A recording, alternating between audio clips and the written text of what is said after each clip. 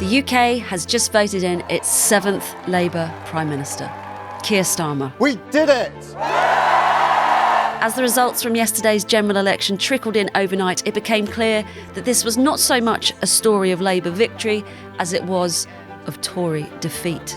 Oh, I think she's lost. Yep, she's lost. The last 14 years of Conservative rule has dismantled both the country and much of the party's once loyal supporters. The Labour Party has won this general election, and I take responsibility for the loss. The work of change begins immediately, said Keir Starmer this afternoon, upon arrival at Downing Street straight after accepting the King's invitation to form a new government.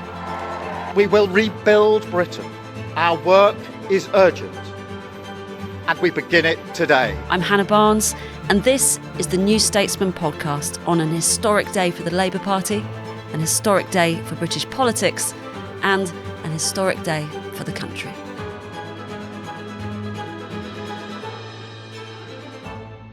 It's the first day of a new Labour majority government. Joining me in the studio today are Associate Political Editor Rachel Cunliffe and Political Correspondent Freddie Hayward. We haven't had much sleep between us. It's been an extraordinary evening and early morning. But with all but two of the results declared, Labour have a majority of around 170, with 412 MPs returned to Parliament. I'll take you through the rest of the numbers. The Conservative Party has received its worst ever electoral defeat, winning just 121 votes. The Liberal Democrats have secured their best ever result with 71 seats, while Reform and the Greens both have 4 MPs each. In Scotland, any hope of a second referendum on independence has been well and truly dashed. The SNP lost 38 seats and have won just 9. Sinn Féin are the largest party in Northern Ireland, and in Wales, Plaid Cymru have secured 4 seats, while the Conservatives have no representatives left in Wales. Now, these are just the headline numbers, but in some ways, it's felt a bit like a series of 650 by-elections, I felt, going through the night. We'll go through the highs and lows, but first off, Prime Minister Starmer. Freddie, you've been in Downing Street today. Just, what was it like? It was joyous, celebratory. You had Labour supporters, Labour aides, staffers lining the streets. They were waving union flags as they did in 97. Keir Starmer came from the palace. He turned up with his wife Victoria. He slowly progressed along the crowd, congratulating people, thanking them for their hard work before he went to the lectern and delivered this speech. This speech was very sombre, serious. It was not triumphant in any way. He was magnanimous. He thanked Rishi Sunak for his service. He went on to say that the Labour government will have to deliver to restore trust in politics. I think he recognised that, and I think we'll come on to this, but he recognised that the surge in reform and also the low turnout was symptomatic of this malaise across the country, which was the theme of the night. And he was very humble in the face of that. He said that they needed to build trust back. We need a decade of national renewal, all the things that we've heard throughout the campaign. But I think there was an added gravitas and seriousness to it because he was Prime Minister Keir Starmer. And I think Keir Starmer himself, he looked happy. Yeah, he looked very happy. It's the happiest I've ever seen. He doesn't look happy. Yeah. No, not at all. And then he went in. He got welcomed by Simon Casey, who's still the Cabinet Secretary for now. And then I spoke to some Labour aides afterwards. They were clear that the work of government now starts. Rachel, you and I watched it together, and I was quite moved by it, actually. I found it moving. There were a couple of things in it that I found moving. He really stressed the service element, the importance of public service. This would be a government whose top priority was serving the people and serving the country. And I know that's quite a traditional view of politics, but it is one that we haven't heard a huge amount of in recent years. You know, Hannah, you and I were discussing how it was a sentiment that we'd heard from Theresa May, but, hadn't really heard from Sunak, definitely hadn't heard from Liz Truss or Boris Johnson. Someone repeated the line that he had used at a Labour conference that he wanted a politics that treads more lightly on people's lives, which I think has really resonated. People want a government that will get things things done and not be constantly infighting and personality battles. And the other thing that he said that really struck me was people who voted for Labour, thank you. But he said a message to people, especially if they didn't vote Labour, that he was there to serve them too. And something that I have really felt about the Conservative government, I think since the referendum, was this idea that the only people who mattered were the people who were on the side of the government, and that if you hadn't voted Conservative, they weren't really interested in you. Yeah, I agree. I mean, that stood out for me as well, that the appeal to everyone that we need to rebuild, we need to come together. He recognised how demoralised the country is and how little faith there is in politicians, frankly. And he said, I want to restore respect. And and he was humble, wasn't he? And he made that message just after saying, in fact, if you didn't vote for me, I want to tell you that politics can be a force for good. Yeah, it was all quite cathartic in a way. I think he was grown up, wasn't it? He was grown up, yeah, but he was also recognising the fact that there was, as he said, this wound Yeah. of the past 6-7 years, particularly since the referendum, where people have felt that politics is constantly chaotic, it's brash, it's colourful, it's theatrical. It's also, because of that, quite far removed from their lives, and I think he was trying to return it to that. He also spoke about the four nations. Labour have done extremely well in Scotland, Wales and England, and I think that was quite important. He almost had this unionist message that the not just the country as a people, but as a united kingdom of four nations need to come together. I thought that was quite noticeable too. And Freddie, you mentioned the Union Jack flags. There were also flags of the Wales, individual Scotland, nations, yeah. And I think that's symbolic as well. Yeah, absolutely. And I feel Keir Starmer's speech coming after what I have to say I thought was an excellent resignation speech from Sunak. I think really, I don't want to sound cheesy here, but I genuinely believe that the British people can feel proud of our politics today. I mean, Sunak's resignation speech, both what he said, in the wee small hours of the morning in his own constituency, but, to say in this job, and he's talking about Keir Starmer now, his successes will be all of our successes. And I wish him and his family well. Whatever our disagreements in this campaign, he is a decent, public-spirited man who I respect. Good on you. I just think it was moving, and the tone was right. I just felt watching it that was a side of Rishi Sunak that I haven't seen all that much of. Yeah, for sure. When he came into Downing Street, he gave a similar speech talking about the importance of integrity, and he really seemed to mean it then, and he really seemed to mean it today. The issue that I think a lot of people have with Sunak is that the interim, that wasn't really the character of his leadership, and maybe that was circumstantial, but a lot of it was, quite. We've talked about it a lot, patronising tone, quite tetchy, not really seeming to understand the sort of the gravity of his position and the importance of the responsibility and bringing people together. And I just felt that if we'd seen a bit more of that side of Rishi Sunak earlier on, maybe it would have been a slightly different election result. I mean, it's always the best and worst of politics, isn't it, over the last couple of weeks? Calling each other liars, literally telling lies about the other candidates, gambling on potential election results, talking over each other. And then you have today these really quite, moving, serious, respectful speeches. It's kind of odd. Yeah, it's kind of odd, but I don't think that the campaign was that personal. What we had was Sleepy Keir. It wasn't like it was all briefing out for months and months that they were going to hit Starmer hard on his DPP career. Be safe. I mean, Rishi Sunak's Twitter account, the stuff that was coming out of Rishi Sunak's Twitter account, and the stuff that was coming out of Rishi Sunak's mouth today, radically different in tone. Yeah. He obviously, I don't think, does his own Twitter account, but it wasn't as bad as Boris Johnson, for instance. It was clear that he had to put it on, right? Because it didn't seem that natural. Let's work our way through some of the individual contests from the night and some party analysis. I mean, obviously, let's start with Labour. Didn't quite match the 97 record majority, but it's pretty good nonetheless. It's around 170 seats. As you've already mentioned, Freddie, it's pretty evenly distributed, the gains across the UK. Should we read much into that? Yeah, I mean, Keir Starmer, when he became leader, was quite clear that he had to win back Scotland to get to number 10. We all remember 2015, where Ed Miliband was blamed for losing Scotland. That was seen as a big blow for the party. So that was key. We also saw this vote efficiency come to bear, and that was the strategy. The strategy was to find those voters that are in those marginal seats and win them over, and not focus on this sort of urban traditional Labour vote, which Jeremy Corbyn did in 2017. So it was much more efficient. It means the vote share was slightly lower. We think it's around 33, 34, 35.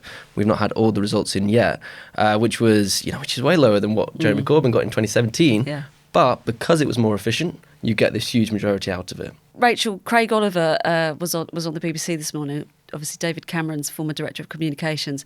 He said, it really struck me this win is a mile wide but an inch deep. And we've talked about this quite a lot. It's going to be a problem, isn't it, for Labour, despite the absolutely enormous majority? The idea of sandcastles, that Yeah. you build something quite high that can be sort of swept away by the tide.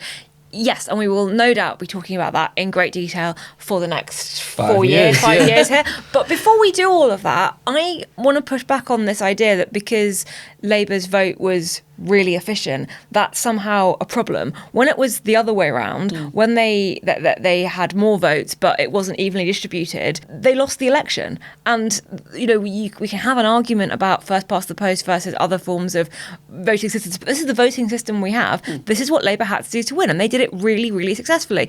And they made decisions that possibly, we know, reduced their vote share in some of their areas where they had very, very high support in order to win seats that they wouldn't otherwise have won. That's good politics. That's what you need to do to win an election. And to look at this now and go, yes, but there's a big problem because, the enthusiasm, the vote share doesn't match the majority. If it was the other way around, they wouldn't have won. And I think we need to sort of take a moment to recognise that 5 years ago, people were talking about genuinely like another decade of Conservative rule, wondering if the Labour Party would ever come back. Well, Boris Johnson was talking about potentially 3 terms and going into 2030s, wasn't he? So, yeah. But both things can be true, right? It can be true that that's the way in which you win elections. It's also true that it is a weakness that they have this quite shallow support. It means they're much more vulnerable. It means that small changes in the vote share over the next 5 years. And they've already said that they want to campaign from the get-go to win a second term. So I think you're right. I mean, that is what they had to do. They did it very well, and this is an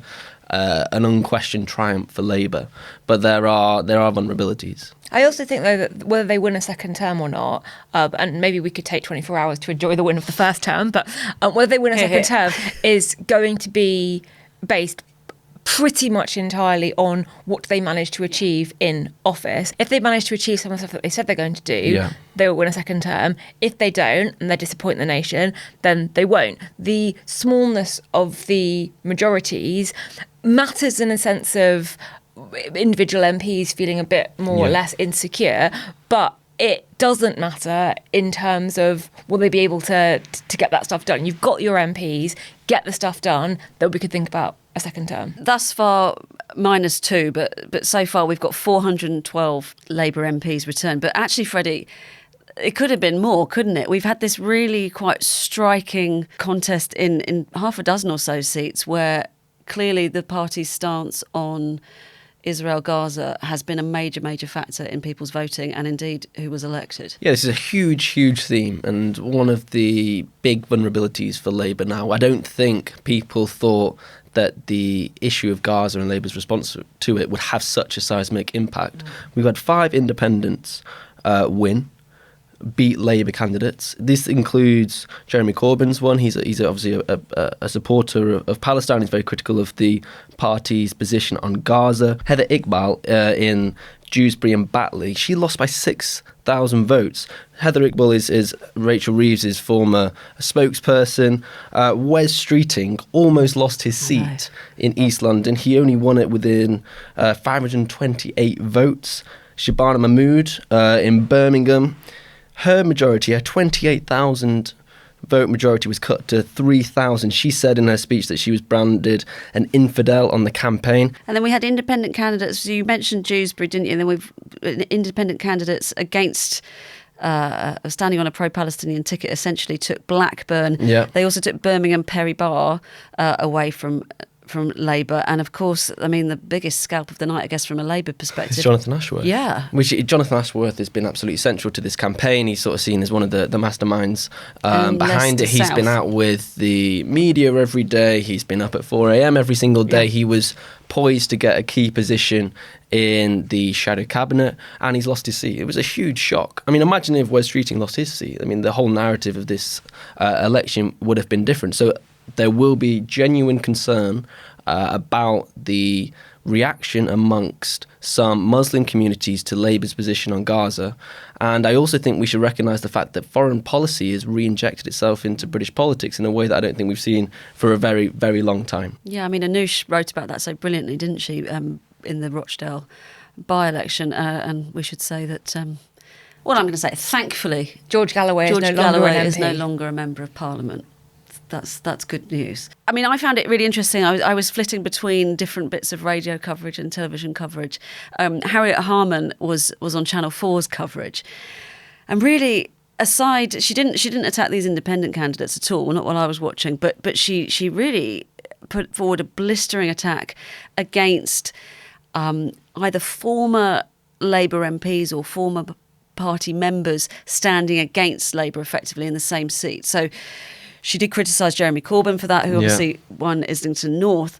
But really, she was talking about two seats in particular in Chingford, where we had this drama over Faiza Shaheen had been was expected to be the Labour Party candidate for a long time. She had a good chance of winning. At the 11th hour, she was deselected. And watching that result come in, and I think Faiza Shaheen and the Labour candidate both got 12,000 votes each, allowing Ian Duncan Smith, the former Tory leader, to come through the middle and effectively win. And the other one was Leicester East, where you had two former Labour MPs standing alongside the current candidate. You had Keith Vaz and Claudia Webb, and Harriet Harman really tore strips off the likes of Vaz and Webb. I mean, Well, everyone's talking about the Chingford and Woodford Green result like it was a big Labour misstep not to select Faiza Shaheen. I think obviously Labour were expecting to or hoping to win that seat, but I think that was part of the calculation that they might end up losing it as a result if she chose to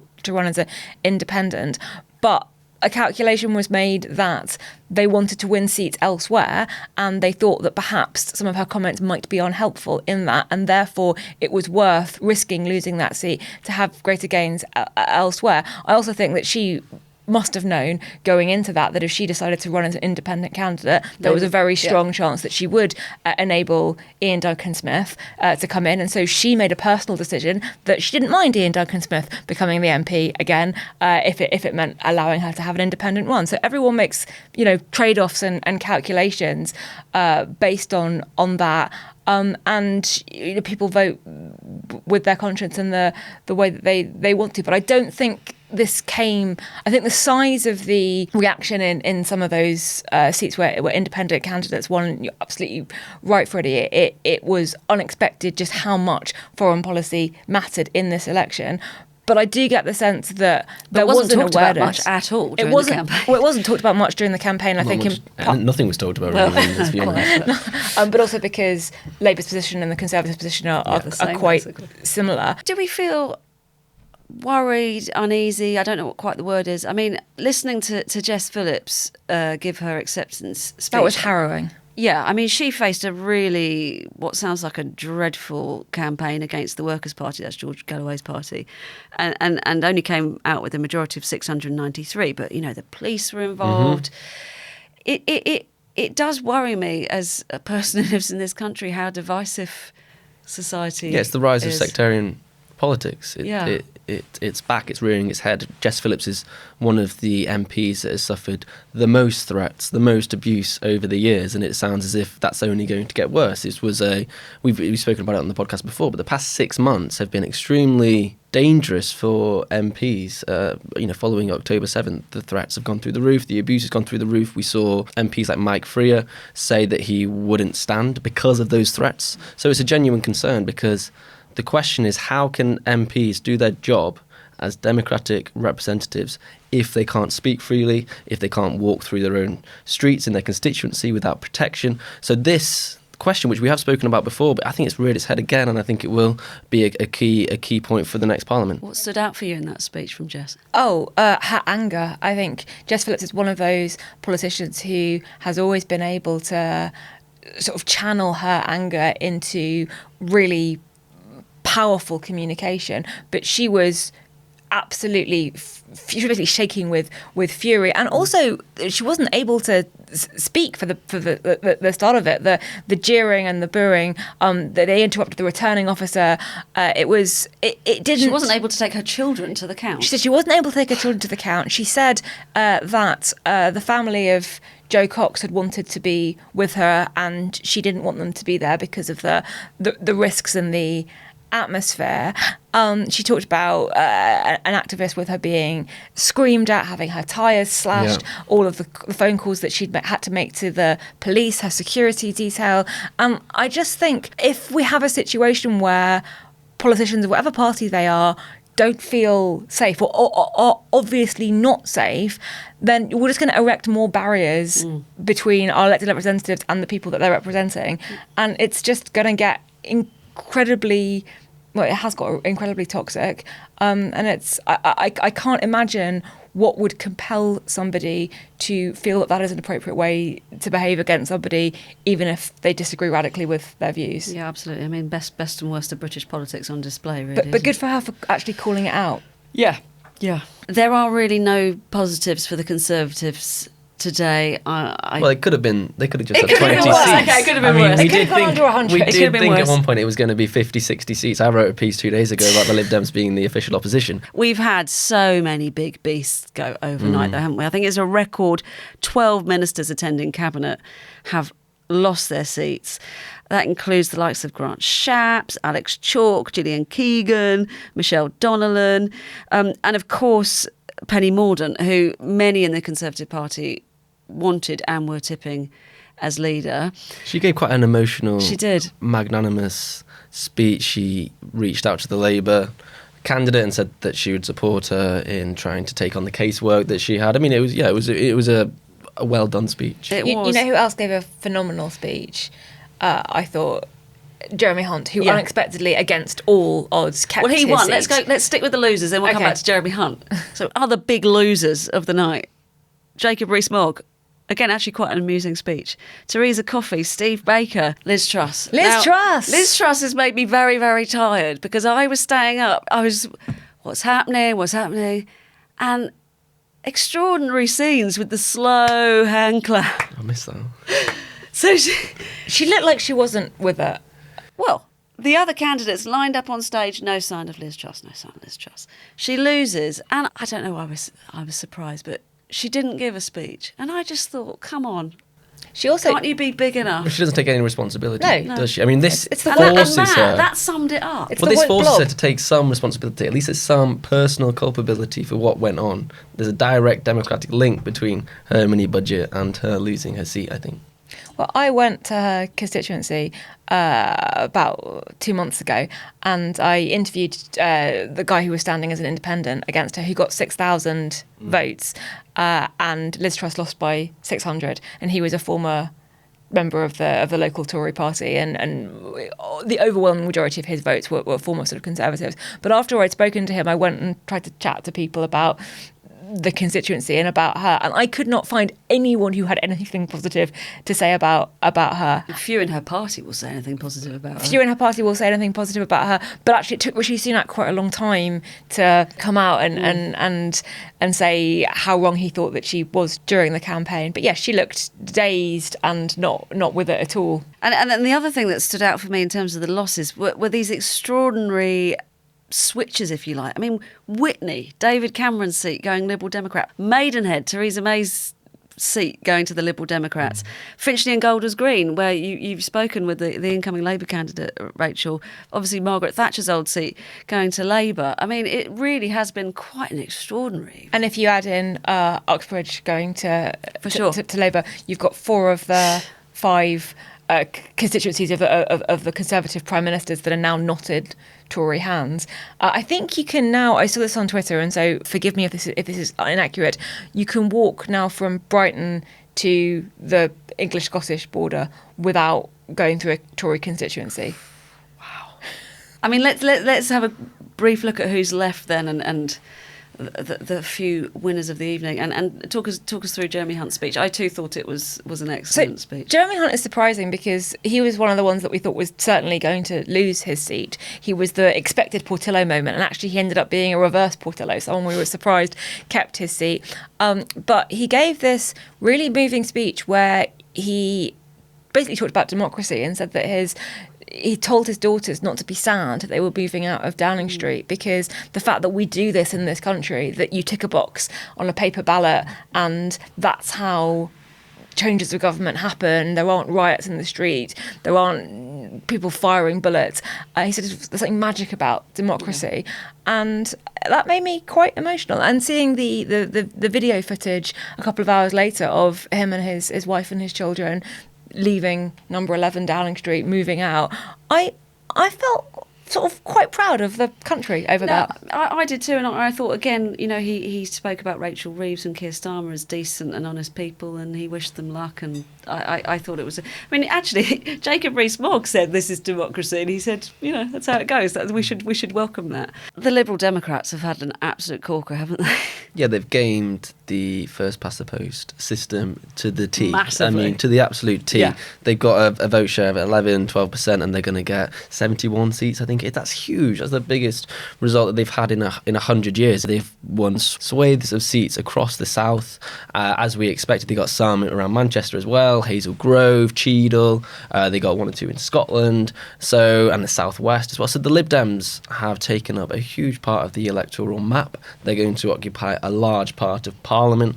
Ed Davey, as we've discussed, is going to be an important figure going forwards. And I think it's testament to Ed Davey's leadership as well. You've got to remember when he came in after 2019 and 2020, he said, we're going to completely revamp the party organisation. He hired many more campaign directors. This was the focus. They knew that they were going to fight this general election as a series of by-elections, as they have. Yeah. There's been no national coherent message, as we've discussed. Instead, they took local issues, and this is completely borne out for them. The question now is, though, given how disproportionate their result is, will they keep making the argument for PR? Well, I think they'll have to, won't they? But it's fascinating. I'm just struck by something that George said to me earlier in the week on the podcast.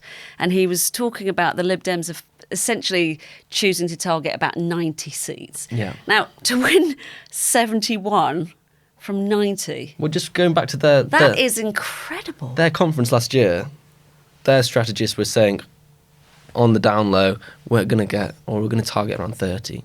So this is way more than we expected. Even in just a year, it's changed massively. And one thing that I think is interesting about the seats that they've won off the Conservatives is a lot of Tory angst today about reform, about the Red Wall, about seats that have gone to Labour and all of that. I was speaking to somebody in CCHQ who was saying, actually, you've got to worry more about the Lib Dems because Labour... power is cyclical, and they'll be in office for a term, 2 terms, and then eventually people will start getting sick of them, and some of those seats naturally will turn. That's kind of the way that it works. They sort of looked at what happened in the 90s and 2000s. Once seats go Lib Dem, they stay Lib Dem. Well, that's what's happened in that pocket of southwest London, Twickenham, Kingston and Surbiton. Because you've got a good local MP, and they're not in government, so you don't punish them in national elections. Where it went wrong for the Lib Dems was when they accidentally went into government coalition, and then people got a bit sick of them. So they were telling me that for the future of the Conservative Party, it's really worrying because it's very difficult for them to win those seats back. Well, and just taking some of those Surrey seats that they've taken, so we have this almost sea of yellow now in swathes of Surrey. But, we talked about Maidenhead and Witney, which obviously massive Tory seats. But if you look at some of these ones in Surrey, Esher, that was Dominic Raab. Yeah. Surrey Heath, of course, was Michael Gove's up until, well, now that's a stupid thing to say. But, Michael Gove has held that for a while. These are Tory heartland. Huge losses, huge gains for the Liberal Democrats. I think the key takeaway for the Conservatives at the moment, there is no such thing as a safe Conservative seat. There's no such thing as a natural Conservative seat. In fact, the safest Conservative seats are, ironically, probably up in Scotland, where the Conservatives were able to increase their vote share because it was seen as a vote against the SNP and independents. But when you think about the rebuilding project, you've got to be rebuilding from a foundation. Where is that foundation? Where is it geographically? Where is it ideology? They just don't know at the moment. In normal elections, you cover three parties and that would pretty much be it, but not so in 2024. So on we go. SNP, dreadful night. They've lost Scotland effectively. What possessed Nicola Sturgeon to decide that she wanted to spend last night in On a ITV. broadcast studio? A big paycheck, I would have thought. But like, you could watch her reaction in real time. Yeah, no, it's complete decimation for them. They've gone back to one where had they anticipated that, though, had they? not to that extent. No, they've gone back to where they were in 2010, essentially. So they have reversed. They've only got 9 seats. There was one moment where we thought that Stephen Flynn, the Westminster leader, would lose his. Nicola Sturgeon actually, I think, predicted that he would, strangely, and then he kept his. But he's one of few. And you're right. The SNP stood in this election and said, if we get a majority of seats in Scotland, we'll take that as yet another mandate to seek a referendum from Keir Starmer. That's been blown out of the water now. They will say that, oh, we won the Holyrood election, so we still have that mandate. I don't think that's the case. I think Labour's resurgence in Scotland was as much a vote for unionism as it was for Keir Starmer. And actually, Scotland was where Labour really did pick up massive gains. I mean, if we look across the UK, 1 or 2% they're up, but not so in Scotland. They won Scotland big time. Yeah, completely. It wasn't a loss of someone else. We'll be watching now for the 2026 Holyrood elections, and the big question is whether after 17 years the SNP will be kicked out of Holyrood. And then the two, equally big successes of the night, really. The Greens, 4 seats. Not only did they take Bristol Central from Thangham Debonair, obviously a massive loss, would have been the Culture Secretary from Labour, which we had kind of expected. Well, it's 50-50, yeah. Yeah, they held Brighton Pavilion. And then, fascinatingly, there's these 2 Tory contests that Ben Walker has been going on at quite a lot in the contest, and he's called this... taking North Herefordshire. Adrian Ramsey joined Carla Denyer, his co-leader who took Bristol, and he took Waveney Valley. Yeah, I mean... in East Anglia. Amazing for the Greens. Yeah, it is. I mean, the Greens have this very strange coalition of rural, environmentalist, slightly older people, and they've also got this urban left-wing vote that you see in Brighton, and you see it in Bristol as well. And I think this points to this broader picture of a threat for Labour. We were talking earlier about this pro-Palestinian vote that's a huge concern for them, but we can't forget that it's not just Muslim communities that are posing a problem for Labour from the left. It's also that urban youth that are probably quite disillusioned with Keir Starmer's more moderate policy, and that frustration is coming out in the Green vote. And then 8th time lucky for Nigel Farage and his Reform Party. 4 MPs, big majority for him in Clacton. Richard Tice, also party chair, getting elected. I mean, what was so striking, though, visually, watching the election results unfold, I don't know if you guys felt the same, but seat after seat after seat, Reform in second place. And really you could tell, you'd get this tiny change to Labour, but the Conservative losses were pretty much all down to Reform. Yeah, completely. Reform are making the argument now that they are the true opposition. Some of those results, they were second in 98 seats. Some of those results will justify that claim. I think Farage is in Westminster this afternoon celebrating with his 3 other Reform MPs. It gives him the base. He didn't get as many MPs as the exit poll predicted, but that was revised early in the morning. The key question is also how many votes they get, because they'll use that as an argument to say that they need to be listened to. But I think the fact that so many people did vote for Reform means that immigration will yet again completely dominate the Parliament to come. It's a huge warning, as we've discussed before, to Keir Starmer, and he'll have to both consider that left-wing threat from that Gaza vote and that Green vote, and also yeah, okay, well, from what angle I'm not sure, and then the Reform vote as well. A couple of caveats on that, and I agree with everything that you've just said. A couple of caveats. One is that Reform is very much the Nigel Farage show, and the party kind of really started doing well when he changed his mind and decided to come back as a candidate. Now they've got three other MPs. One of those is Richard Tice, who was the leader until Farage pushed him to one side. One of those is Lee Anderson, who's now on his third party. I do wonder, given that Reform isn't a party in the traditional sense, it's a limited company that Farage owns and runs, how long it will be before they fall out, basically, because there are some big personalities and there are some big splits, and we saw that time and time again with UKIP, didn't we? Yeah, and holding a party together and building it up, it takes work, it takes cooperation, it takes party structure, and Reform don't have that. The other thing I just feel like I ought to mention is that we have had elections in the past where the number of votes won didn't match the number of seats a party got. Like, we were talking about how great the Liberal Democrats did this time compared to last time. Their vote share was higher last time. And I don't remember this kind of angsty soul searching about we need to rethink our whole democratic system because this party got disadvantaged by it. When it was the Greens who were disadvantaged, when it was the Lib Dems who were disadvantaged. We can have that conversation. We probably should have that conversation. It seems clear that Britain's two-party system is fracturing and we should have a conversation about it. But it's just been very striking to me that when it was the Greens and the Lib Dems complaining that the system was unfair, the response was tough, this is the system we're working in. And when it's Reform who are complaining it's unfair, it's, oh my goodness, we need to fix this right now. I'm very aware that the podcast is longer today than we usually do, but there's just been so much to cover. It's been an extraordinary evening. Before we go, I mean, can you each give me your moment of the night or your key takeaway from the last 24 hours? I mean, my banter moment of the night was 2 recounts needed in Basildon and Billericay, which was the seat that Conservative Party chair Richard Holden got parachuted into the last minute with no opposition, having said that he would, stay in his northern constituency, and then that looked a bit dicey, so he fled basically, and that sparked huge anger in grassroots Conservatives. He's not particularly well liked, and that safe seat that had a majority of 20,000, it came down to 20 votes in it, and he won it in the end. I think it would have been, ironically more satisfying if he had lost it. But what a statement that is. And then obviously Liz Truss, just Liz Truss in general. For me, a few hours ago, Number 10 sent an email, a press release, and it said the Prime Minister's speech.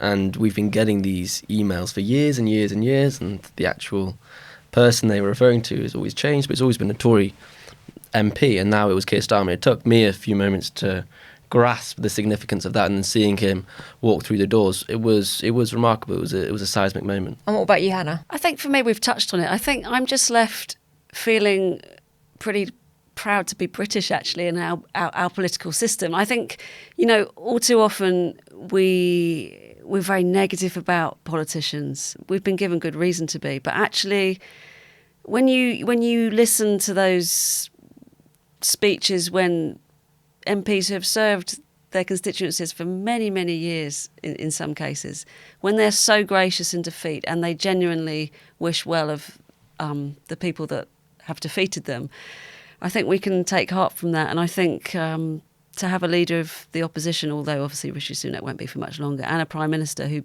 both speak so eloquently, I take a lot of hope from that. And I suppose on the lighter side, when you can have the Prime Minister standing alongside Elmo at a count, it can only be Britain, right? And an intergalactic space warrior dressed as a giant bin. There you go.